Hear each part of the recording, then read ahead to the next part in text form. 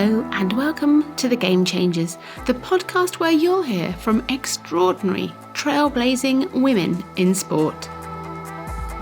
I'm Sue Anstis, a founding trustee of the Women's Sport Trust charity and the founder of Fearless Women, a company with a powerful ambition to drive positive change for women's sport. A huge thank you to Sport England, who have supported this series of The Game Changers and do so much to tackle the inequalities women face across all areas of sport. From the wonderful This Girl Can campaign and initiatives that help shape school sport for girls, to schemes that encourage more female volunteers in the workforce, support female coaches and officials, and ensure that more women from all backgrounds take leadership positions on the boards of our sports organisations. My guest today is Judy Murray OBE, a former international tennis player, Fed Cup captain and coach to many champions, including her sons Jamie and Andy. I'd heard that Judy had been a great tennis player herself, so I asked her how she got started. Well, I think that's very, very kind of you to say that I was a very good tennis player, because I think I was pretty decent at best, because I won a lot of Scottish national titles at junior level and senior level. That can sound really good, but the reality was there were very few women playing competitive tennis in my day, so you kind of played the same people in every single tournament. But as my dad used to say, you can only beat who's put in front of you. But I was very aware that the pool of competitive women to play against, but also to hit with, they just weren't there. But I think that I got to a level in tennis that was pretty good, considering the background, given that, tennis was very much a summer sport only when I was young, and I played badminton in the winter. I became quite a good badminton player. I played for Scotland juniors at badminton, and I was the British Universities champion at badminton. But the reality of that was just that there were no covered courts in Scotland, and we have terrible weather. So you could only play tennis probably 5 or 6 months of the year. So you found something else to do in the winter. But I got into tennis through my parents. They both played at our local club, and they both played for the North of Scotland county. So they played pretty well. And they got me started when I was big enough to wield a wooden racket. In those days, the court was huge, and the balls were white, and the rackets were wooden and quite heavy. So you probably had to be about 10 or 11 before you could get into it, where nowadays kids can get into it 4 or 5 with the mini rackets and the sponge balls and the wee courts and so forth. So that's how I got started. And you had a sporty family, you mentioned there. So both your parents played tennis as well, and your dad played football, I believe. Yeah, my parents both played tennis and badminton to quite a good level. They played for a kind of regional level at both of those. And my dad was a footballer in the days where you had a full-time job and played football as well. So in the sort of late 40s, early 50s, he played for a number of Scottish clubs, including Hibs, which was the biggest club that he played for. But I don't remember any of that because it was all before I was born. But definitely the sporty genes come through, I think, both sides of the family, and the competitive genes, the kind of never say die and I hate losing attitude, definitely. Excellent. And you sort of put a toe in the water of playing professionally. I mean, you've talked down your playing, but you were ranked very highly in terms of British girls as you were growing up. So what happened there with that pathway? Well, I grew up in an era where you didn't have coaching and squads and accompanied trips to events and things like that. You pretty much had to do everything yourself and learn for yourself. So I learned to play the game by playing the game at the club with, firstly, my parents, and then the other kids. And when I got good enough, I was allowed to play with the adults. And it was really the adults at the club that taught you how to play the game, doubles mainly. And then, as you went into the wider district and county, you learned to play with the better players. And that was really how I learned. And it's actually also what's formed most of my coaching philosophy. The whole thing is, the sport is about competing. It's about playing the game. It's not about going to endless coaching or activity sessions. There has to be lots of competitive opportunities. So again, with that lack of infrastructure and that kind of backdrop, I probably got to a pretty good level. And when I was in my last year of juniors, I was ranked 8 in Britain. And the top 6 girls were given an opportunity to join a squad that was based at Queen's Club in London, which of course was everything paid for, everything covered, the training, the trips to tournaments, the, I suppose, fitness and so forth, although that wasn't such a big thing in those days. So I kind of just missed out. And it was the difference between having the opportunity to get everything that I kind of dreamed of, somewhere that you could train on a daily basis, other girls to train with, opportunity to travel and compete overseas, etc. And just that kind of being too out of it. And of course, being too out of it and being stuck in Scotland where we had zero infrastructure meant the difference between everything and absolutely nothing. So I think I became very aware at that stage of the importance of creating opportunities for everybody, and that that picking the top 6 on ranking for me was like, well, what happens to the rest of us? We're so close, and who's to say you pick the right ones? Everybody comes from a different background. We don't all develop physically or emotionally. We don't all mature at the same times, blah, blah, blah. So I think that I became very aware of wow. And I took off on my own. I'd passed my school exams that gave me a university place, and I'd done this deal with my dad that if I got my exams that I could take a year off to play tennis to see how good I could become. And I managed to do that. But the reality of that was, my dad ran his own business. My mum had my 2 brothers at home. I really had to go on my own. And in those days, which was kind of 1997, 8, you were really disconnected. There were very few flights. There weren't mobile phones. There weren't ATM machines. There was no internet. So you made phone calls home from a phone box where you reverse the charges on international through an international operator. You picked up money from the post office in whatever city you were playing at. It was wired through. It was a very, very different world. And so it's quite scary to be out there on your own as a teenager, trying to find your way across Europe, enter yourself in the competitions, find your lodgings, get your transport to and from. And you're kind of pretty living hand to mouth of, I need to win a couple of rounds this week to be able to afford to get up. So I think I've learned a lot about life and survival, independence, responsibility, accountancy, I suppose. You learned as you went along in the same way that I learned to play the game by playing the game. You learned by doing it, and it's a very, very different world now. There's much more laid on things. There's much more spoon feeding. I mean, I wouldn't change it for anything, but I didn't last very long. Where it came to a head was when I had my bag kind of broken into, I suppose, on a packed bus in Barcelona. I'd gone down to the Coast restaurant to pick up money that my parents had wired to me. I was on my own, and I was aware that the bus was really busy. It was crowded. People were jostling. And when I got off, I realised that my bag had been opened. And when I looked inside, my wallet had gone. And I remember this so clearly, like looking in my bag and then realising it wasn't there, sitting on the pavement. And I kept shutting it and opening it and shutting it and opening it and hoping that one of the times it would be there.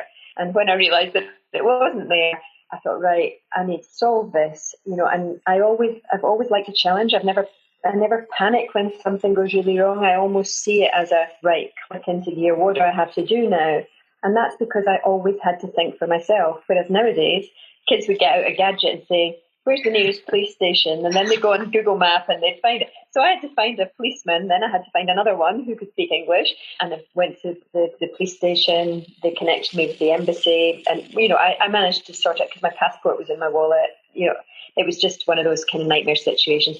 Phoned my parents, let them know what had happened. And my dad said, look, just come home. That it's too dangerous. It's too much. And for them, I didn't realise this at the time, but I would realise it now as a parent. For them, I'm in a European country. I'm in a massive city, Barcelona.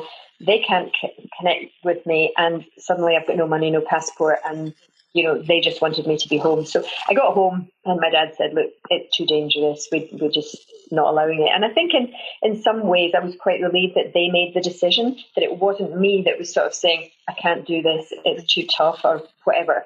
From there, I had about 6 months before I could start university, and my dad got me enrolled did my first coaching qualification, and that was over a kind of a number of weekends. And he also enrolled me in a crash course of shorthand and typing. And I actually loved it because it was so intense. And it has been, without question, one of the best things I've ever done, because taking notes at uni, writing, when I'm watching or in a press conference or if I'm watching somebody playing and I'm making notes and I don't want anybody to know what I'm writing, shorthand's been really useful. Of course, typing is now just everybody does it now. But I do think a lot of, always saying this, we're all products of our environment. But I do think that experience that I had of really wanting that opportunity and wanting to see how good I could be and having a go at it, which really wasn't there because of where I lived, because of lack of infrastructure. I do think that further down the line, that really formed me a lot to, when I did actually get into tennis coaching, to creating opportunities for the Scottish kids. And, eventually I went on to become the national coach, which I never would have imagined I would do. And, created opportunities not just for players, but for coaches to improve to a level where they could travel and so forth. So, yeah, we're all formed by our experiences, good and bad. And you talked about that early time of coaching, sort of pre-university. Was that an option for you to do more and continue more down the coaching route at that time? I did the course. It was called the Elementary Coach Award. I managed to pass it, and I did it as a means of being able to earn some pocket money when I was at university, something that I could do either in the evenings or on the weekends to earn some money as a student. And I got a coaching gig up at Craiglockhart Tennis Centre in Edinburgh. So I must have been about 18. And I went up it was a Saturday morning thing, and I was given these 8 kids. And luckily there were coaches on the other courts as well doing similar things. There were loads of children there. And I suddenly realised that even though I played to a good level, I'd passed this elementary coaching award, I had actually no idea how to talk to these kids or to organise them, because the coaching award had never covered that. It was all about here's what to do and a bit of why to do. But there was nothing about how to be or how to do, which of course is crucial, because, the whole thing with coaching is face-to-face communication, interaction, being the Pied Piper, being lively. I always say being fair, firm and fun. And I know that now. But at the time, I just I don't know how to talk to these kids. And I looked across onto the next court and I saw what the other coaches were doing. And I literally just kind of copied what they were doing the whole time. But I didn't enjoy it because I didn't feel comfortable. And I completed the 6 weeks of it and I never did it again. And again, that experience has formed me to so much of what I do now, which is building workforces. And everything that we do is about what to do, why to do, how to do, and how to be. But the way that we do it is, if we do 3-hour workshops, we do 2 hours with the candidates where we show them all the content. We explain why we use this content, what skills it develops that you need for tennis. And then we do an hour where we bring in a class of kids or adults and we show them a class in action, and we show them how we organize it, whether it's big numbers in a small space, whatever it is, so they can see, because it's that whole thing. If you can see it, you can be it. So at that early qualification, I never used it. You were still playing tennis, or tennis was still part of your life when you had the boys? So kind of jumping forward through university and... Yeah, I did. I played tennis right through university. I went to the World Student Games, played for Great Britain in the World Student Games, which was a wonderful experience. Then when I started working, I played for a club in Glasgow. And when we moved through to Dunblane, and that was really when, I went back over to the tennis club that I'd been a member of since I was young, and discovered that there were still no coaching there, nothing, there were kids playing, but there was nothing organised for them, no junior teams, etc., etc. So I started to volunteer just a couple of hours a week, playing with some of the older teenagers, and showed them how to play the game. And as kind of word spread, more parents asked me if their kids could join in, if I could do anything for the younger ones, etc., etc. And I said, well, I was doing it voluntarily, and I couldn't afford to pay for childcare because I'd had to give up my job, and my car went with my job, and I was really feeling quite trapped in my house was walkable from the tennis courts, thankfully. But I basically said, your kids can join in if you can look after Andy and Jamie in the clubhouse. So our clubhouse became full of toys and things, and there was a park beside it and a duck pond and all the rest of it. So that was kind of how it started. What I discovered was that I actually loved sharing my sport just as much as I loved playing it. And I got really involved and, over time grew a mum's army in the club. I got all the mums involved to run the cafe, help me run competitions, the club teams and so forth, because you can't do it all yourself.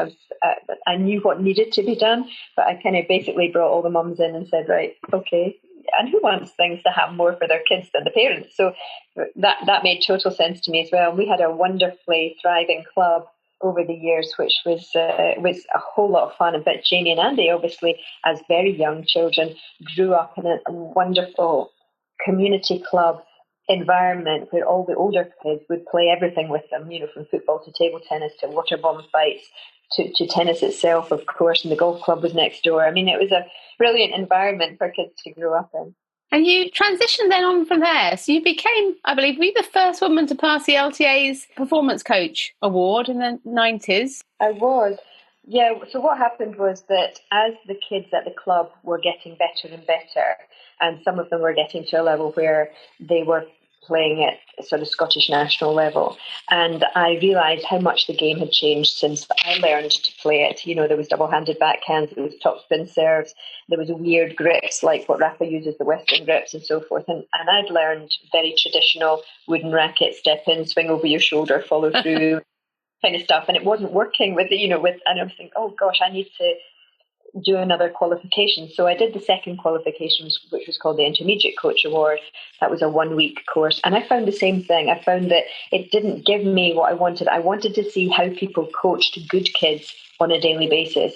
I really had to learn everything for myself in terms of coaching, because there were no role models in my area, and nobody. Because tennis in Scotland was such a minority sport, nobody aspired to be a great player or a great coach because the infrastructure just wasn't there to support it. So, I went off with this what to do and why to do, and kind of experimented a lot with a lot of things myself. So I really kind of, for the most part, formed my own how to coach philosophy, but was very aware of the how to be, how you make kids feel good about themselves. And I think through all my years of being involved in Scottish squads once in a blue moon for juniors, was very aware that the coach who was in charge, who was part-time, was not interested in the girls. So we were always shoved off to the end court. I was very aware of that whole thing of making everybody feel the same, that you don't have favourites, that you're interested in everybody. So I did this Intermediate Coach Award, and same thing, about a year later, I went to the lady who ran Coach Education, and I said, look, I really want to learn. Some of my kids are getting really good and I've got nobody to learn from, and is there anything else I can do? And I'd started by that stage to go to an occasional workshop from other sports to try to learn. So it was difficult when you've got young kids to actually find these things and get to them. Anyway, she said she was working on a new course that was going to last for a year called the Performance Coach Awards, and to wait for that, she thought that would be really good. So I applied for a place on it when it came up. There were 20 spaces, and I got one, and I was surprised that I got one, given that I was more or less still a part-time volunteer coach, and I was stuck up in Scotland and so forth. Anyway, I took it up. It was quite daunting because all of the courses were down south, which meant a lot of travelling, a lot more extra expense. And my kids were young, maybe sort of 7 and 8, 6 and 7 at that stage. And I was aware it was a whole year of workshops to go to. So I did it. And when I got down to the first one, I discovered that there was 18 men and 2 women on it. And a considerable number of the men on the course were very high-level players. Everybody except me was working full-time at a big club down south. And we didn't have big clubs, and we certainly didn't have jobs in tennis. Everybody had to be self-employed, and there were hardly any coaches in Scotland. Such was the lack of infrastructure. So I felt very daunted by it, very intimidated, and thinking, on that first workshop that I'd made a mistake going down, and I had a bad experience with one of the tutors who told me that I was very lucky to have a place on the course, that they'd had to turn a lot of guys away. And I really looked at him, I go back to what I said before about making people feel good or bad about themselves. And I thought, why are you telling me this? And then he said that they'd even had a complaint from somebody who had been turned away from the course or who hadn't got a place. And that this person had said, what could I possibly offer to performance coaching when I had 2 young kids? And I just, anyway, I went off and I just said, really, and then I went off and I kind of sat on my own for a bit, and I just thought, right, I just went into what I call fuck you mode. And I thought, I'm here now, I'm gonna do it. And I really had to develop a thick skin because I hated it those first few. Then like within any group, you find a couple of people who are quite like-minded in terms of the way you think or the things that you talk about or laugh about and whatever. And that made it a whole lot better. But again, that's made me very aware of how tough it is to be a woman in a man's world, and how much difficult it is to be in very much the minority in a situation like that. You don't want anybody to ask you to demonstrate. You don't want to ask a question. You don't want to answer a question in case you look stupid. And so that formed me further down the line in growing the She Rallies program and the Misfits program, which are all female, because you bring a whole group of like-minded women together. You get a completely different atmosphere, relaxed, comfortable, supportive. But you need to do something about these things. You need to speak up. You need to stand up, and you need to have solutions to it. I think I've always tried to do that, is when I've seen something that's wrong or unfair or whatever, I've tried to create a solution for it and create a program to help to cover it, rather than, I think it's quite easy to be negative and blame and whatever. And I've always tried not to go down that route. It's more like, here's how it is, and here's what I think we can do. And the other thing that I've learned is, don't wait for somebody else to do it. Get off your butt and do it yourself. And how long was it after that award that you became the Scottish national coach? Well, I passed that in 1994-5, and literally just as I'd finished doing it, the Scottish national coach job was advertised, and I think it had been vacant for about 18 months. I think they'd had one or two people come for short periods of time, but if they'd come in from outside of the country, they would soon find out no infrastructure, no covered courts, no aspirations. It never lasted very long. And I was persuaded to apply for it. And I think if I hadn't been persuaded to that, I don't think I would have. I think it would have, I felt like it's a step too far. I've got young kids. What business do I have being the Scottish national coach? I don't have the experience. And the lady who persuaded me to go for it was at the time the secretary of the Scottish Scotland Tennis Association. Now you'd call that a chief exec, but at the time it was called secretary. And she said to me, you know the infrastructure, you know all the people, you know all the challenges, you've got the passion, and now you've got this qualification. Why wouldn't you use it? And I went off and thought about it, and I thought, why wouldn't I? So I went for it, and there was a couple of foreigners, one from Poland, one from Australia, that were also interviewed. I was still at that sort of, oh, he's from Poland or he's from Australia. They've got top players and Grand Slams and major events in their countries. We don't have anything. But anyway, they went with me, and I spent the best part of 10 years trying to build an infrastructure and build a team of coaches and build a pool of players. And actually, when I look back, I'm starting from scratch on my own, no staff, literally a bucket of balls and a block booking at some indoor courts that were at Stirling University, which were the only indoor courts, and they just opened in 1994. We didn't have anything else. And that was really how I started. And can't say I knew exactly what I was going to do, but I knew I had to start small and I had to start young to form the youngest ones, that was going to be the pool.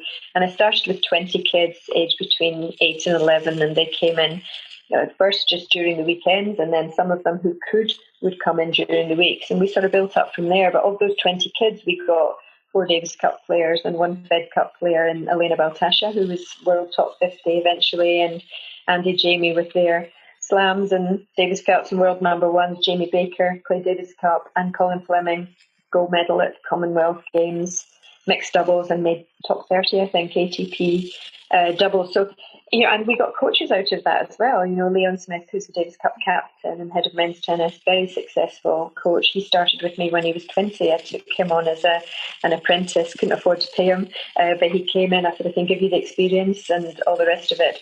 And eventually I was able to pay him because we built things up. But yeah, he started with me, and he was just dropped out of college and said he wanted to be a tennis coach, and he wanted to learn, and he's had a great career out of it. So really, out of my little cottage industry that started with just me and actually the parents, I brought the parents in, and that's the same as I did with the club. And I said, here's what I want to do, but there's just me, and my budget was £90,000 for the whole country to pay for everything, other coaches, court, competitions, training squad, talent ID, coach conference, everything. I did everything with 90 grand. So the parents were my first port of call again, and they were brilliant with job sharing and putting kids up overnight so they could come into that one centre on the weekends. And But I think that, a lot of that, what you brought together, I think being a female and being a mum, you learn to multitask, you learn to organise, you learn to involve other people. You understand that you can't do everything by yourself and that you need a team around you. So the parents were my first team, and then in time I built my little team of coaches as well. So yeah, I think we did okay for a little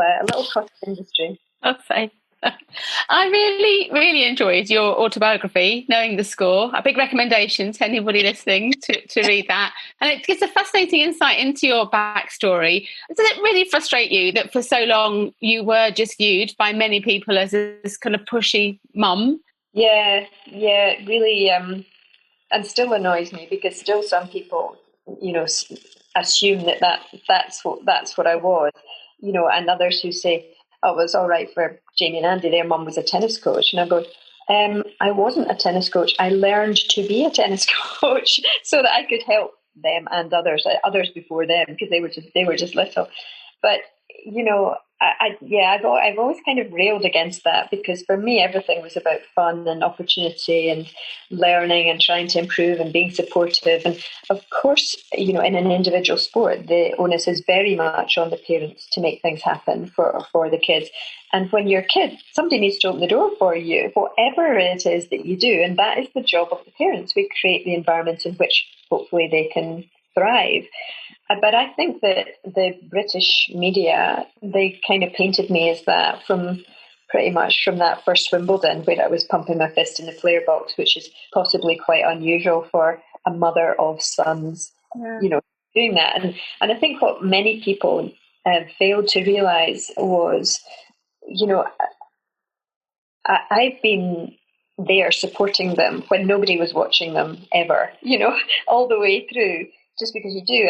And always would get excited and positive and whatever, because you're the only person that's watching. So if they need a bit of encouragement or a bit of energy to feed off, or a bit of extra support if things aren't going well, they're always going to look your way. So I was doing nothing different to what I would normally do. I probably was extra excited because it was Wimbledon. I could believe my son was playing at Wimbledon that first year. And the nature of tennis is such that if you have 90 seconds at changeovers and at the end of a set, and Wimbledon, being on BBC, has no ad breaks, the cameras, the commentators, everybody goes to the player boxes or the crowds, to have something to talk about. And so I found myself being talked about, and there was just this assumption that I was over competitive, I was therefore pushy. And the pictures that were all used in the papers of me during that first Wimbledon were always baring my teeth or pumping my fist. And if I had been a dad doing that, I don't think anybody would have made anything of it, because it's okay to be a driven, ambitious man. Clearly, for many people, it was something wrong with being competitive women. And I do think that the dynamic of mother of sons in sport is less usual. But if my kids had been rugby players or footballers or cricketers or even golfers, nobody would have known that I existed. It's just the nature of tennis is such that you're in the player box, the cameras go to you because of the gaps in play. So I didn't ask for it, and I didn't like it. I would read everything, and I wanted to know what people were saying, but I had to do the common sense thing and put the blinkers on. And this is written by people who don't know you. They don't know the backstory. So to go back to the book, so it was when I did the book and when I did the book tour, I did quite an extensive book tour with it, which my publishers put together. And I actually found I really, really enjoyed it. The whole talking, you always do it with somebody else, like we're doing now, somebody asking you questions about it. And then it sounds more like a conversation. But I think it really helped me to share the backstory of everything that we had gone through as a family to get to where the boys had got to. I did the book tour in 2017, which was the year after they had both ended up as world number ones, end of year world number ones, one in singles and one in doubles, which was great for family harmony that they both did it in the same year. And it just so happened that my book was finished just when they did that. It was incredible timing.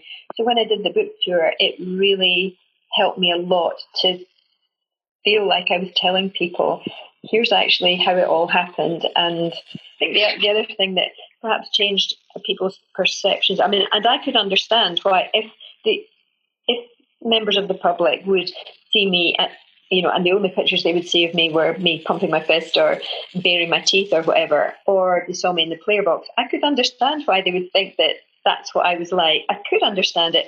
But I think that when I did Strictly, for example, I think so many people saw me in a completely different light, show your, how you are, and you're willing to put yourself out your comfort zone. You're prepared to do something that you're rubbish at in front of a live audience, and you're loving it.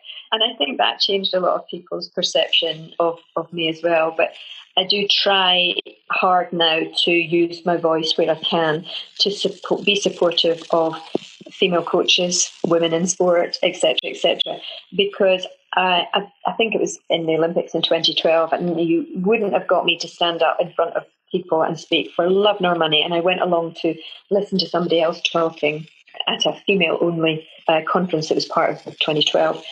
And this woman she was Scottish, and she wasn't involved in sport in any way at all, but her name was Caroline McHugh, and she talked about, the power of being you, not trying to be something that you thought other people expected you to be, or say what you thought that there's only one you, and you must be the best version of you that you can be. And afterwards, I stayed behind to speak to her, and she said, "Oh, Judy Hen," because she was Scottish, "how lovely to see you." And I had no clue that she would know who I was. I was blown away by it because she made me goosebumps up my back listening to her talking. I was so taken with her.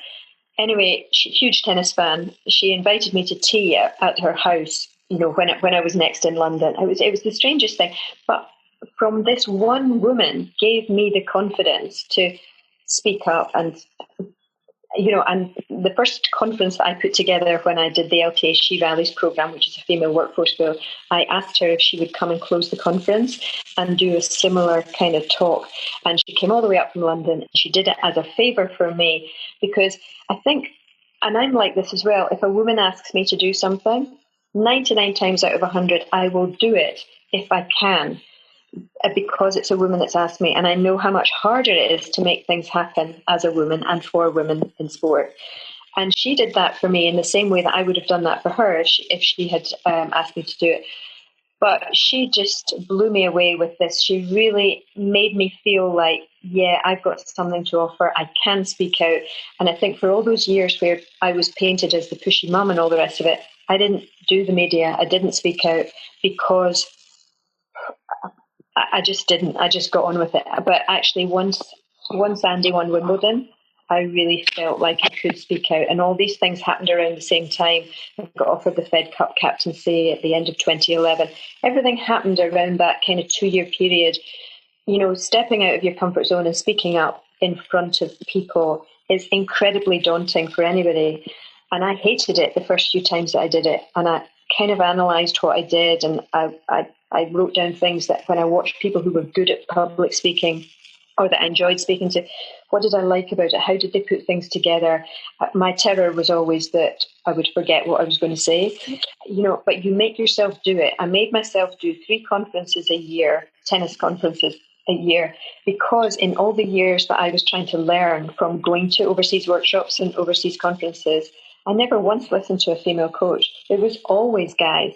And when I did my first one in Mexico, and I really wasn't very good, I was bang average at best. And there was 1,000 people there. And of the people who stayed behind to speak to me afterwards, the majority of them were women, and they were all saying the same thing. Thank you so much for being a woman and standing up and doing that. And I thought, you know what? Women need to listen to women. They need to hear our own experiences. And so from that moment, I committed to do it. I thought, I'm going to do it 3 a year until I get quite good at this. And now I've got quite good at it, and you can't shut me up. I've loved hearing you. I think the Women's Sport Conference and the Women's Sport Trust Conference, and I've loved listening to you and hearing your story too. So I'm going to take you back, if I can, just to Strictly for a moment. And from where you'd come from, was that a very tough decision to put yourself out there and agree to take part in it? Oh, absolutely not. No, I think that I loved Strictly from when it started, loved it. And when it first started, it was about 8 dancers who'd never danced before, and they were completely starting from scratch. And I loved watching that learning journey, learning a new skill, performing it in front of a live audience, all that kind of stuff. I loved it. So I've always enjoyed it. And when they asked me if I'd like to do it, I couldn't believe that they'd asked me. I was really, really pumped to do it. But I don't think at that point I really considered how terrifying it might be to actually do it on a Saturday night. You do a sort of a dummy run with a dancer to be testing you out, you're testing them out, because you might not like it. So that was fun. I did that with Robin Windsor at Pineapple Studios, loved it. And then they said, right, we'd love you to do it if you'd like to do it. And I was like, I had to run it past the boys. And of course, you may have heard me tell the story before. It was quite funny because the boys are quite different from each other. And I went to Jamie first because he's always the easier option. He goes, oh, Mum, you love Strictly. You should do it. You'll have great fun, blah, blah, blah. And then I said to Andy, and he kind of stared at me for about a full 5 seconds or so. And then he went, oh, my God, you'll be rubbish. And, it was funny because they were both right. I loved it and I was rubbish. And I didn't care that I was rubbish because for all that I am competitive, I wasn't competitive in that because I knew it wasn't my thing. And I just wanted to enjoy the experience of it. And I did love the experience of it and had the most wonderful partner in Anton Dubet. We got on like a house on fire, became great friends, still are great friends. He had a wonderful way of teaching with humour, which is very much how I work as well, that you can get your points across with humour, which means that people never feel bad about that they can't do it. You're not saying, no, not like that. Like, it would just be like, it was something I did with my arm, waving my arm across my body. And it was part of this waltz. And I said, is that it? And he said, no, you look like you're swatting a fly. You've gone far too fast. And but it just was great. So anyway, it was really good fun. Absolutely terrifying on Saturday night when you have to do it live. Terrified that you'll forget everything, that your mind will just go blank. Terrified that I would trip because I hate heels, so that the heels were a real challenge for me. Always wear flat shoes. Not an entertainer, don't have any kind of rhythm and timing, couldn't read the music. Everything was a massive challenge, much more than I imagined that it would be. But the fun of it and the learning experience, the life experience, I would not swap that for anything. And every week that you survived, you got a bit stronger and a bit more confident. I'm not saying I got any better at dancing, but you definitely get more confident and you get more comfortable with the surroundings and so forth. But it was just the most wonderful experience. But if you never dip your toe in the water, how do you know how far you can go with anything? And when I talk about things like that to women, I'm talking about this being brave, being confident, taking the first step. I'm talking about having supportive people around you, the other female dancers who would help me with the female side of the steps if I asked them to. There's so many life lessons that I learned from that, and so many things that can transfer into other things that I do, and everybody's interested in that. But I do think, for me, it made a lot more people interested in what I do in the tennis world because they'd seen me in a completely different set of circumstances on a TV show.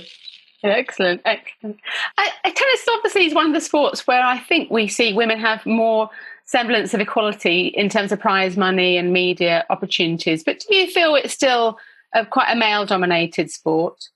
I think that it definitely is ahead of most other sports in terms of the opportunities for prize money and endorsements and profile, because the major events are well televised and well publicised and always have been, because the majors have always been men and women at the same venue, and the audience watching tennis is pretty much 50-50 men and women. So we're ahead of the game in lots of ways at the top end of the game. I still think as you go down the lower or earlier levels, I'm not sure quite what the right word is there, of the game, I don't think it's the same. I think we're still way behind in terms of number of female coaches, number of female decision makers, number of women on boards and so forth. Really, for the female side of the game to be influenced and promoted and progressed in a fair way, you need much better representation among those who are making the decisions.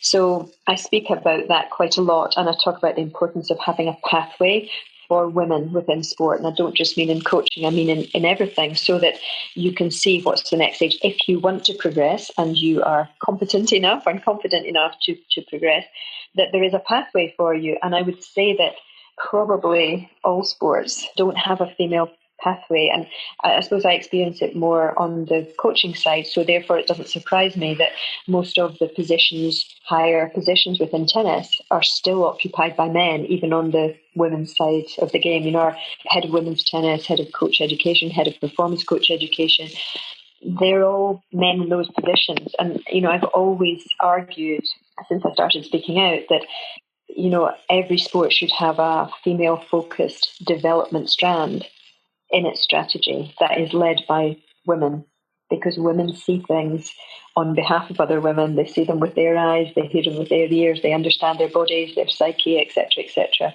in a way that men won't. Why should they? They have never been women. So, yeah, I will continue to speak out about that. But unless you have equality of opportunity all the way through, you won't get those women coming onto boards and vying for those positions. We've got to prepare them for that. So you need to talent identify, I think, in the way that you identify players, and you need to create the pathway that sets them on that road, so that eventually we have got, because women would want to be there because they are good enough to be there, because they, and to get good enough to be there, you need to have gone through all the stages and amassed the knowledge, the experience, they're working alongside people who have been great at what they do, which of course is the easiest way to get good at something. So equality of opportunity, I think, still has some way to go. We've heard a lot recently, haven't we, in terms of mistreatment of young female and male athletes, in terms of gymnastics and swimming and athletics. And in that era of Me Too, do you think there is more that will come out in that tennis world historically, in terms of that dominance of male coaching and infrastructure? Well, I think there are very few female coaches on the women's tour. It's dominated by male coaches. And of course the men's tour is as well. You'll find an occasional woman, usually it's a wife or a mother sometimes, but it's very, very rare. The tennis circuit is pretty much 11 months of the year. It's tough to be on the road for that amount of time, whether you're a male coach or a female coach. But, traditionally, if women want to have families, it's very, very tough to travel and leave your child at home, or to take your child with you is almost impossible. It's also very expensive to, in an individual sport, you're responsible for all your own costs. So you have to pay your coach's expenses, your fitness trainer, if you're able to afford them. Very few are able to afford the entourage, but the ones at the top of the game can. So if you're a player on the middle level, or even getting close to maybe top 30 or so, you probably haven't got the luxury financially of being able to pay for a physio, a fitness trainer and a coach on the road. All those fees, all those expenses, travel, accommodation, food, phones, etc. So often the choice of coach comes down to somebody who can also operate as a hitting partner and perhaps do some of the fitness training as well. And as a hitting partner, you're far more likely to find guys who have been at a reasonable level that is closer to women at a good level. And I think that goes against female coaches on the road as well, that, if they can't, if you ask me to go on the road with a female player, there is no chance I'd be able to hit with them. I could feed balls to them out of the basket, of course I could, and put pressure on that way, but I couldn't hit. So therefore you need to find somebody else. So I think that is another side of it, the cost factor, the hitting ability. But I think there are ways around that. I do think the WTA Tour could provide a list of hitting partners at every venue that they're at. They could create that of local players, male or female, and you just draw from that. So if I was the coach and I couldn't hit and I look for a hitting partner, I go to the list, and that could be provided in the same way as the physio rota or the lifestyle rota. It is a service that is provided. And I think that might encourage more women to take on female coaches as well. But you've got to give them the opportunity to get there. And so often I hear coaches who want to climb the ladder, they just get stuck. They get stuck because there's so many guys to be chosen from, and whoever is doing the choosing is also a guy and doesn't create the opportunity. You do hear that a lot. I'd love to find the start of a solution that would lead to more women at the top end of the game. Are you hopeful for the future that things might change? Well, I think, there's definitely been a big groundswell around women in sport. There's all the Me Too movements. I think there is a groundswell. It's a pity that COVID has kind of stuttered everything. A little bit, yeah. But I think that the key to it is that we have to collectively be prepared to stand up, speak up, show up, and continue to do it. Not just do it once and go, oh, that's it, I've done my bit. We have to be there for the long haul, because although we've made progress, we have to keep our foot on the gas so that we get it closer to, making a little bit of progress is good, but it's not enough. If the gap is very big and you make an incremental move forward, you've still got a long way to go. And the only way to do it is to band together and to be collectively strong together. But we have to be prepared to use our voices. We have to be prepared to be shouted down, develop a thick skin, and so forth. I love that Andy's been so celebrated as a feminist for calling out what other people might have chosen to ignore in the sport. Has that surprised you, or is what you would have expected of your son? Well, I think it's been great because he has done it consistently. He hasn't just pitched up with one comment and then said, that's my bit, I'm done. He regularly does it, which is great, and it makes such a big impact when he does, or when a man speaks out on behalf of the women. It makes much more impact than when one of the top women does it. Sadly, that is just the case. So I'm really glad that he does it. I think he's always been, like everyone in our family, we kind of really rail against unfairness of any kind. And I think he's always been aware of how difficult it was for me working in a man's world, how little opportunity or little encouragement, and how hard it is to open doors and so forth, or get people to listen to you, in the early days, not so much now. But I think where his eyes were really opened were when he took on Amelie Mauresmo as his coach, and the amount of criticism that he got for that, which he just didn't understand it at all. That, she had the expertise, she'd been a former world number one Grand Slam champion, she had the skill set, great people skills. And, for him, it was nothing to do with gender. It was, I really like being with her. I like what she has to offer. We're a good fit. And he also wanted somebody who could listen to him. He was at an age and a stage where he wanted to have more, or to take more direction on which way he was going. And he wanted to be able to talk with somebody about it. And you do get a lot of male coaches who don't listen. It's I'm telling you what to do, whatever. I think especially when you're younger, quite easy to be kind of dictated to, and I think listening skills are something that women do particularly well. But he, that partnership came in for a lot of criticism, and I think he was aware from a very early stage that if he didn't do as well or better than he had been doing before, she was going to get it in the net. He speaks about that a lot, and I think it is, to be a woman in a position of excellence or at the top of something, you have to be absolutely brilliant at what you do, because you are so easily knocked down. And it's not always the same with guys. We're much more easily judged on how we look, what we wear, than guys are, and I think that's something else that I learned, and probably relates a bit to Strictly. Prior to that, I didn't have any interest in clothes. I was hoodie and jeans or my tracksuit and so forth. And then I realised that when you put yourself up in front of loads of people, the first thing that most of them do is judge you on how you look and what you're wearing and so forth. I think, with Andy, he takes his role in his sport. He gives back a lot to his sport. He gives very informed opinions on things. And I think because he has consistently batted on the women's side, he watches a lot of women's tennis. He knows the women's side just as well as he knows the men's side. And that is great, because there's not many people who could say that. So I think because he's done it consistently, he's got a lot of support and a lot of respect from the women players, and from the media and from the public as well. So it's great, and long may it continue. Excellent. And you've obviously done a huge amount to take tennis to a wider audience. You've mentioned She Rallies and Miss Hits and Tennis on the Road, and obviously the Judy Murray Foundation too. So where are those initiatives now? How are things progressing?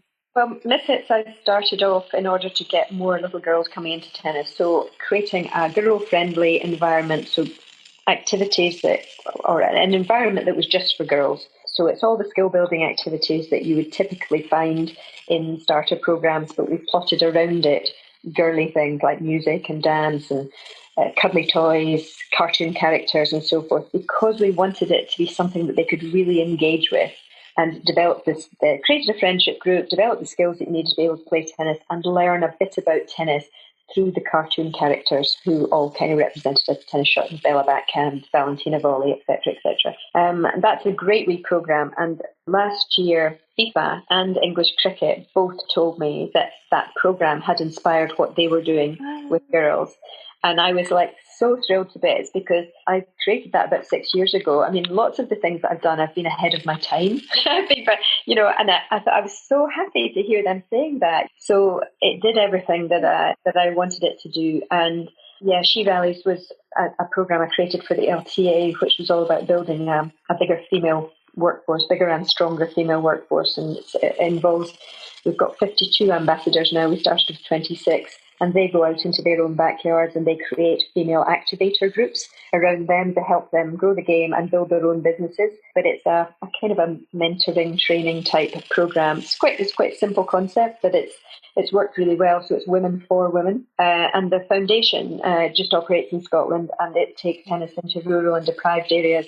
And that's a big thing for me, is opening tennis up in my country to people and places that wouldn't normally have the chance to try it. So I've got a team of 11 ambassadors, part-time ambassadors and a part-time project manager. I've got a CEO now. So we're growing. I don't want to be too big. I want to be good at what we do, but I want to do it well. But this is all about, it's equal opportunity again.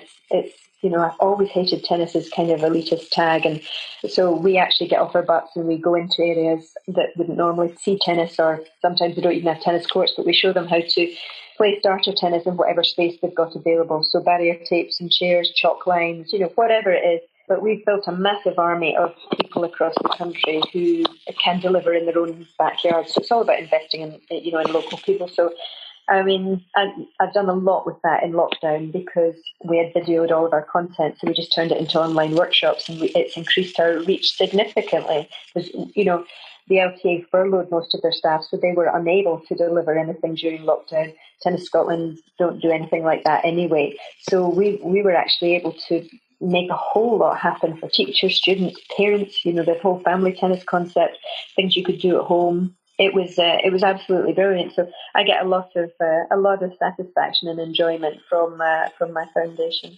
Excellent. That's fantastic to hear. And just finally, I was reading your autobiography. There seem to be many points during your career where other women have encouraged you to kind of believe in yourself and step forward. You talked about being brave. So what advice would you give to younger women who are perhaps progressing or wanting to progress in the sports sector today? One of the best pieces of advice that I could give is to try to find somebody to work alongside or to mentor you, because the quickest and easiest way to get good at something is to work alongside somebody who's already done it before. And it doesn't matter what sport you're working in, what bit of sport you want to do, how much you want to do, there will be somebody in your community or in your local area who has done that before and can pass on that experience, even if they're just a voice at the end of the phone or on a Zoom call.